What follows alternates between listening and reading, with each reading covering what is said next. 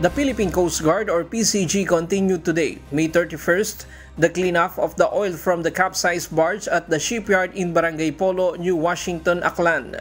According to the PCG, they have collected more than 5,500 liters of oil mixture from the area. Bali yung collected po na oily mixtures po, bali nasa 5,550 liters na po ngayon, sir.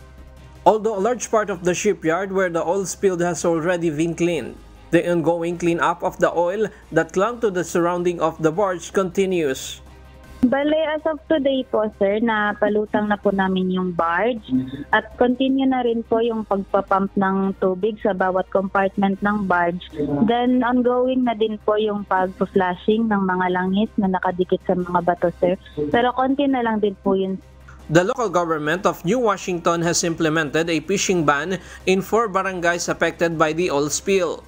These barangay are Polo, Poblacion, Pinabucan, and Tambak. This means that catching and consuming fish and other marine resources in these areas is temporarily prohibited to ensure the safety of the residents.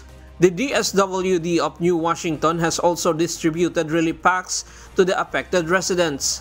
According to the PCG, they are now waiting for the results of the water sampling to determine the condition of the water in the area and whether it is still contaminated by the spilled oil.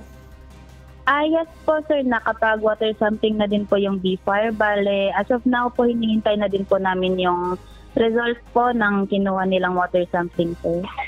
This Sunday, June 2, oil began leaking from the old capsized barge dock at a shipyard in Barangay Polo, New Washington.